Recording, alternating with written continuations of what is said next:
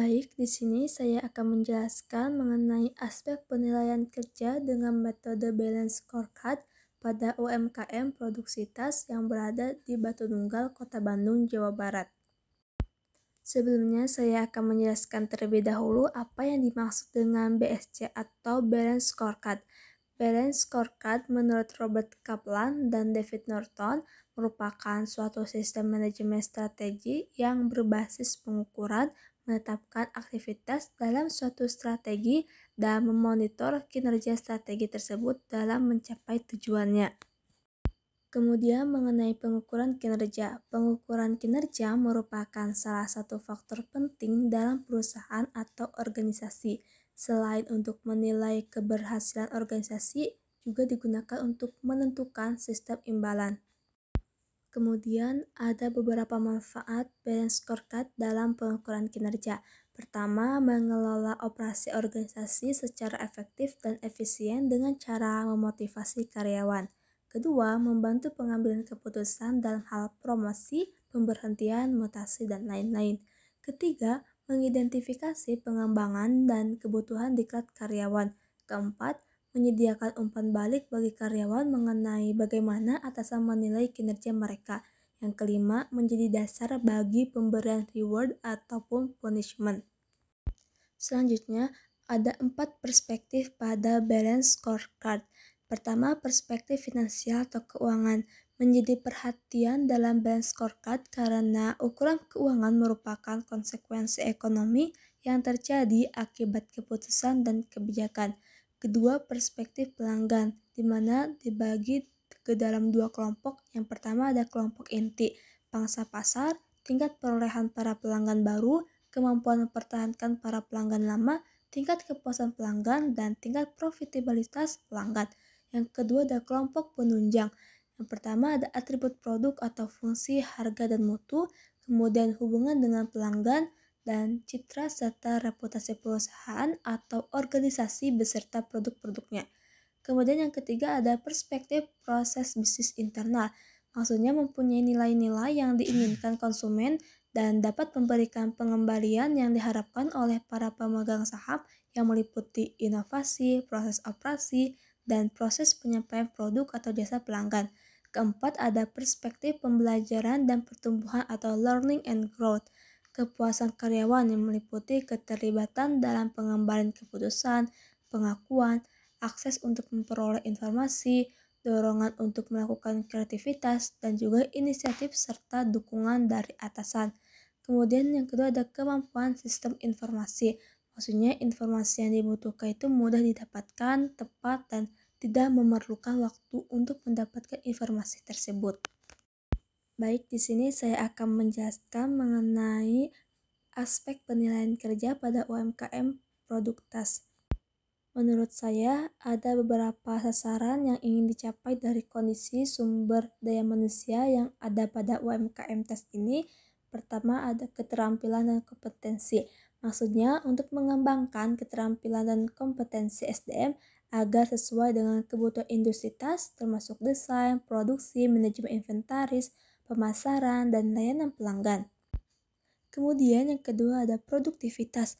Maksudnya ini meningkatkan produktivitas tenaga kerja dengan mengoptimalkan proses kerja, memperbaiki efisiensi, dan menerapkan praktik manajemen yang baik. Peningkatan produktivitas dapat dicapai melalui pengukuran kinerja, penggunaan teknologi yang tepat, dan peningkatan kerja tim. Kemudian ada kreativitas dan inovasi. Ini mendorong karyawan untuk berinovasi dan berkontribusi dengan ide-ide baru yang dapat meningkatkan produk, layanan, atau proses bisnis. Kemudian ada kesejahteraan karyawan. Maksudnya menjamin kesejahteraan dan kebahagiaan karyawan dengan memberikan lingkungan kerja yang aman, program kesejahteraan, dan keseimbangan kerja hidup yang seimbang. Kemudian mengenai indikator yang terkait sasaran tersebut, yang pertama tingkat keterampilan dan kompetensi. Di antaranya partisipasi dalam pelatihan dan pengembangan, kemudian peningkatan keterampilan karyawan melalui sertifikasi atau peningkatan tanggung jawab, kemudian evaluasi kualitas desain, produksi, dan pemasaran produk. Yang kedua ada produktivitas, di antaranya peningkatan output atau efisiensi produksi, kemudian pengurangan tingkat kesalahan atau cacat dalam produksi, kemudian peningkatan penggunaan teknologi atau alat yang mempercepat proses kerja. Kemudian yang ketiga ada motivasi dan kepuasan kerja, di mana meliputi survei kepuasan karyawan, tingkat absensi atau tingkat turnover karyawan, tingkat partisipasi dan inisiatif karyawan dan usulan perbaikan atau inovasi. Kemudian selanjutnya ada retensi dan pengembangan SDM, ini diantaranya tingkat retensi karyawan, kemudian peningkatan kualifikasi dan tanggung jawab pekerjaan, kemudian kenaikan jumlah karyawan yang dinaikkan pangkat atau naik jabatan.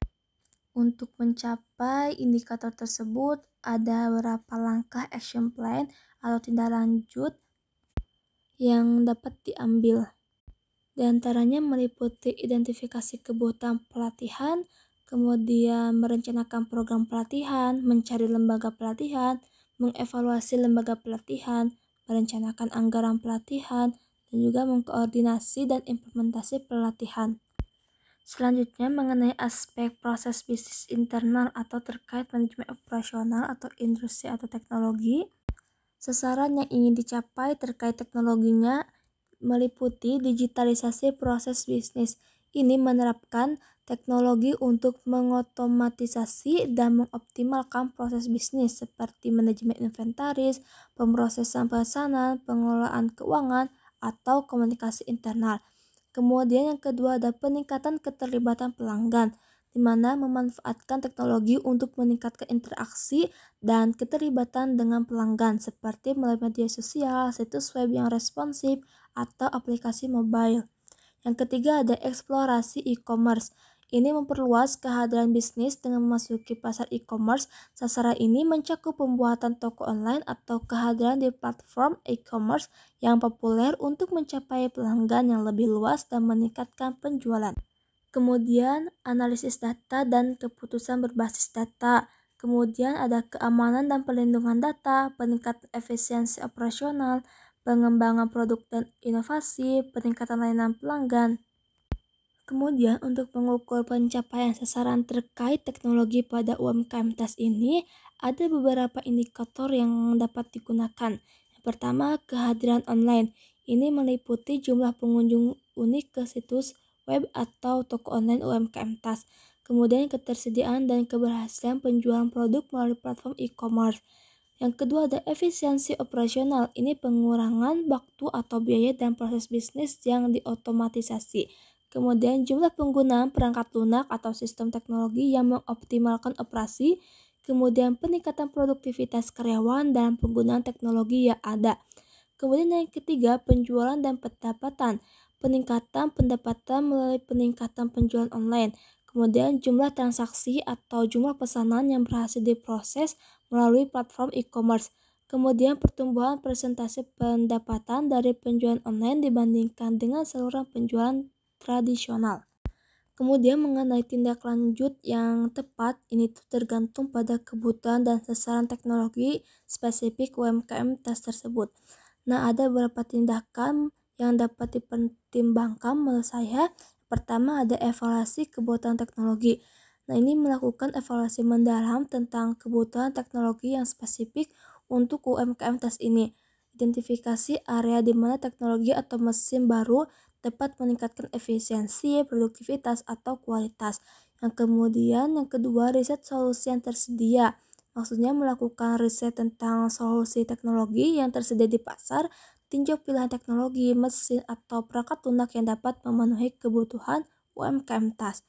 Kemudian perencanaan anggaran. Ini menentukan anggaran yang diperlukan untuk membeli dan mengimplementasikan teknologi atau mesin yang dipilih. Kemudian mengenai aspek pelanggan atau terkait manajemen pemasaran.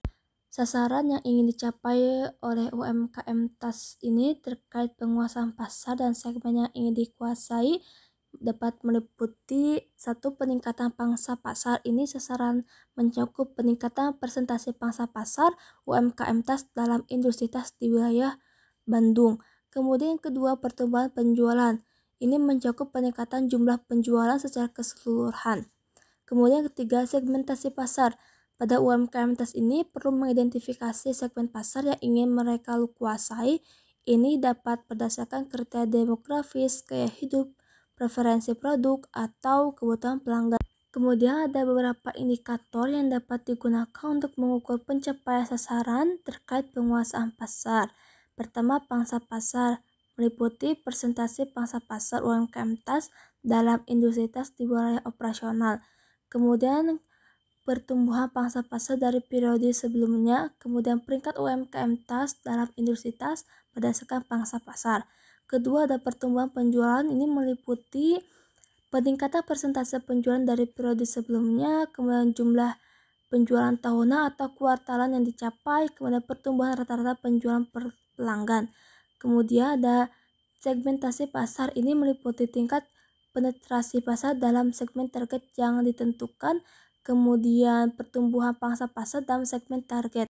Kemudian mengenai tindak lanjut yang dapat dilakukan terkait strategi penetrasi pasar, meliputi riset pasar yang mendalam, ini melakukan riset pasar yang komprehensif untuk memahami target pasar, kebutuhan pelanggan, tren industri, dan pesaing. Kemudian kedua, pengembangan strategi pemasaran yang tepat. Ini berdasarkan hasil riset pasar, UMKM TAS ini memerlukan pengembangan strategi pemasaran yang efektif untuk memperluas pangsa pasar dan menjangkau segmen yang ditargetkan. Selanjutnya, mengenai tindak lanjut apa yang dapat dilakukan terkait strategi penetrasi pasar. Nah, ini meliputi satu, riset pasar yang mendalam, melakukan riset pasar yang komprehensif untuk memahami target pasar, kebutuhan pelanggan, dan juga tren industri dan pesaing.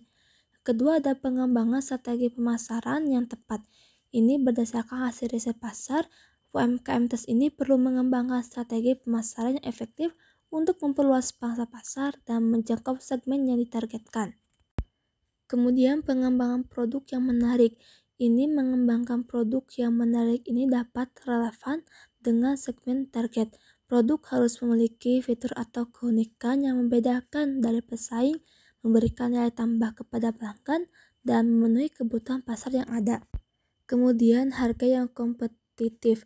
Harga harus mempertimbangkan nilai produk, biaya produksi, dan harga pasar untuk memikat pelanggan dan bersaing dengan pesaing. Kemudian distribusi yang efektif. Memastikan produk UMKM TAS ini tersedia secara mudah dan nyaman bagi pelanggan.